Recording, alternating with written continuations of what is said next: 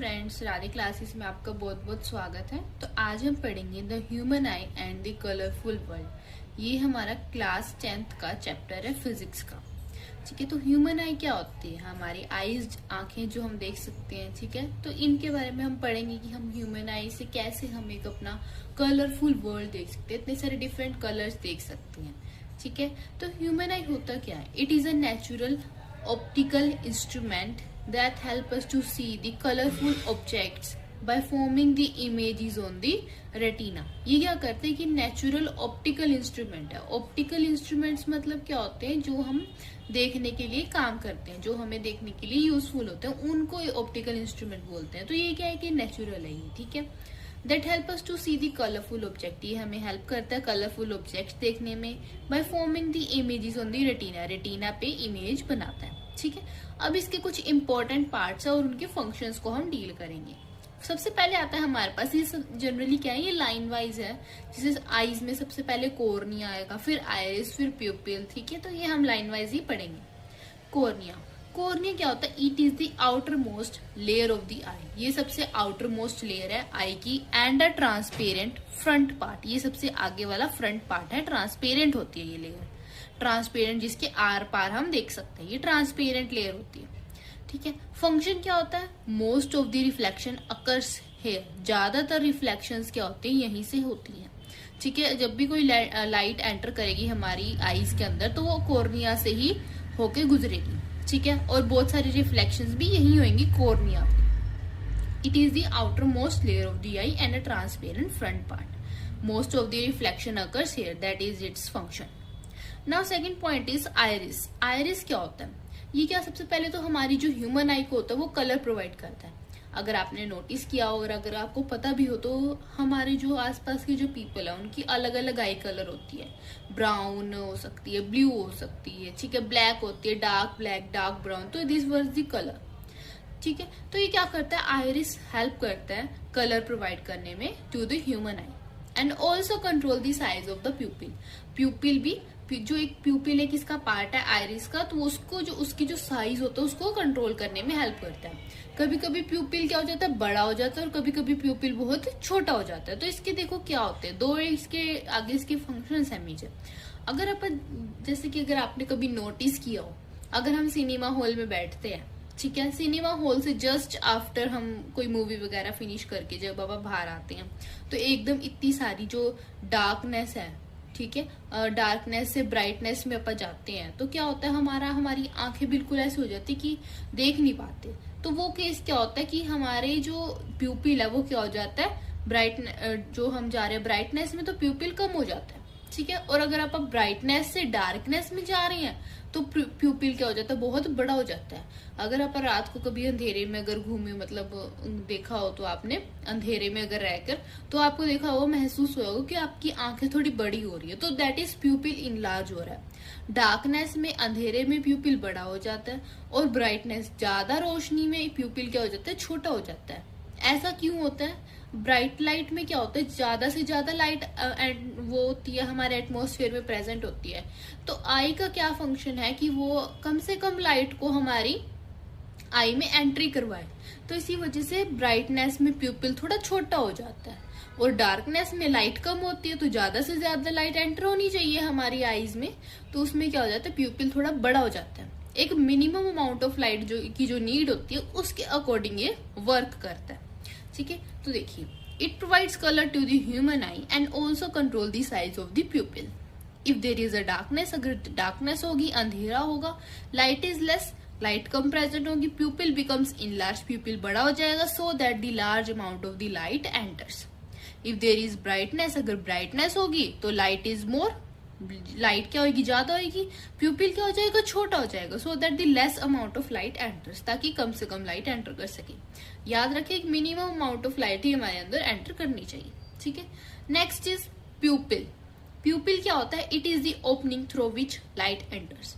ये एक ऐसा पार्ट है, ब्लैक कलर का पार्ट जनरली, हाँ डिफरेंट कलर के पार्ट हो सकते हैं इसके। तो ये क्या होता है? इसमें ये लाइट एंटर करती है, इस ओपनिंग से ही लाइट क्या करती है? एंटर करती है टू दी आई लेंस। अब आई लेंस, ठीक है। आई लेंस क्या होता है, ये कन्वेक्स लेंस होते हैं इसके पास, ठीक है। और इसमें क्या होता है, ये फोकस करता है सारी की सारी लाइट को, इमेज बनाता है रेटिना के ऊपर, फोकस करके लाइट्स को ये इमेज बनाता है रेटिना के ऊपर। Next is ciliary muscle. अब जो आई लेंस है, आई लेंस को कौन कंट्रोल किए हुए है, सीलरी मसल, कि अगर हमें ज्यादा लाइट चाहिए, हमें फोकस ज्यादा करना है, तो सीलरी मसल उसको क्या करेगा, थोड़ा इंक्रीज करेगा। अगर हमें कम लाइट चाहिए, नियर बाय ऑब्जेक्ट देख रहे, तो सीलरी मसल कॉन्ट्रैक्ट करेगा। तो दैट इज, अब ये हम आगे पढ़ेंगे पावर ऑफ एकोमोडेशन में।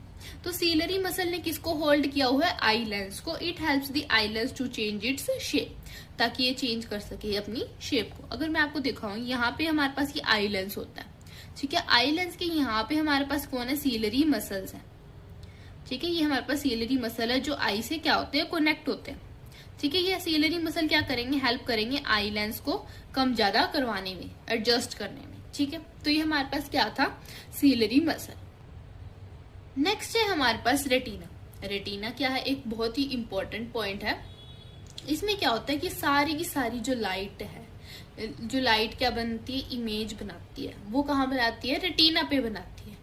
It is the light sensitive screen, इसको क्या बोलते हैं, लाइट सेंसिटिव स्क्रीन बोलते हैं, on which the real and inverted images form.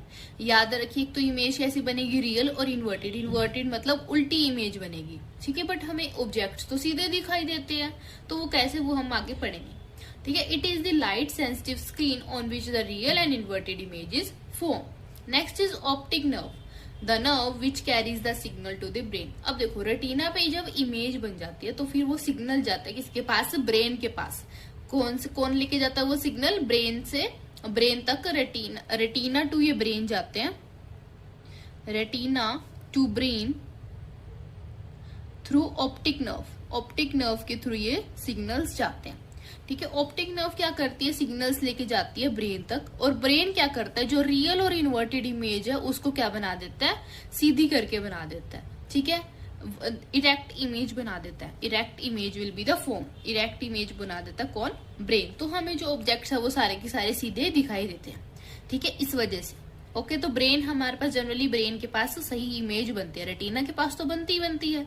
जो अगर सीधी इमेज बनानी है तो किसके पास बनेगी, ब्रेन के पास, ठीक है। नेक्स्ट हमारे पास एक लास्ट है ब्लाइंड स्पॉट। ये एक ऐसा स्पॉट है जहां पे कोई इमेज नहीं फॉर्म होती और ना ही कोई क्या होते, फोटो रिसेप्टर सेल्स प्रेजेंट होते, ठीक है। ना तो कोई इमेज बनेगी वहां पे, ये आई का एक ऐसा पार्ट है, और ना ही कोई फोटो रिसेप्टर सेल्स होते हैं। फोटो रिसेप्टर सेल्स हमारे पास दो होते हैं, रोड्स एंड कोन्स।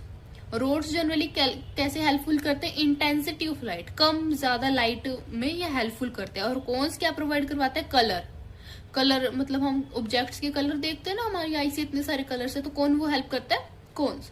और रोड्स अगर कम ज्यादा लाइट अगर आ जाए तो उसको एडजस्ट करने में हेल्प करती है, ठीक है। अब ये एक नोट है कि image from the retina, retina के पास जो इमेज बनती है वो रियल बनती है, इन्वर्टेड बनती है और छोटी डिमिनिश्ड बनती है, याद रखना। ओके, नेक्स्ट टॉपिक है हमारे पास power of accommodation. Power of accommodation क्या है कि हम अपनी आई लेंस को कितना चेंज कर सकते हैं, ability of the eye lens to change its focal length, कि आई लेंस के पास जो फोकल लेंथ होती है वो अपनी फोकल लेंथ कैसे चेंज कर सकती है। अगर हमें पास का देखना है तो फोकल लेंथ कैसे होगी, अगर हमें दूर का देखना है तो फोकल लेंथ कैसे चेंज होगी, that is called the power of accommodation. The ability of the eye lens to adjust its focal length, ability होती है आई लेंस की ताकि वो अपनी फोकल लेंथ को एडजस्ट कर सके, is called the power of accommodation. और ये होता क्या, it helps the eye to see nearby image और डिस्टेंट, नियर बाय मतलब पास की और डिस्टेंट मतलब दूर की इमेज को देखने में हमें हेल्प करते हैं, ठीक है। तो इसकी दो टाइप्स की वर्किंग है, ठीक है। अगर हमें नियर बाय ऑब्जेक्ट्स देखना, हमें पास के ऑब्जेक्ट्स देखना है तो कैसे, सीलरी मसल क्या करेगा, कॉन्ट्रैक्ट करेगा, ठीक है, थोड़ा सा मतलब सिकुड़ जाएगा, थोड़ा कॉन्ट्रैक्ट करेगा। लेंस क्या आएगा, थिक हो जाएगा, लेंस बिकम्स दी थिक। अगर लेंस थिक हो जाएगा तो फोकल लेंथ क्या हो जाएगी, डिक्रीज हो जाएगी और इमेज फॉर्म हो जाएगी रेटिना के ऊपर। ये जनरली हम किसकी बात करते हैं, नॉर्मल विजन की। नॉर्मल विजन मतलब क्या होता है, जिसकी आई जो लेंस होती है, आई वाला आई लेंस ऑलमोस्ट एक्यूरेट होते हैं, ठीक है, रेटिना पे ही इमेज बनती है। हम जैसे किसी के स्पेक्टिकल्स लगे होते हैं for distant object and near by object, उनकी बात नहीं कर रही, हम नॉर्मल विजन की बात कर रहे हैं, जिनकी आई अच्छी है, जिनको कोई स्पेक्टिकल्स नहीं लगे हुए। ओके, तो ये हम उनकी बात करते हैं। Ciliary muscle contract, lens becomes thick, focal length क्या हो जाएगी, decrease and image forms on the retina.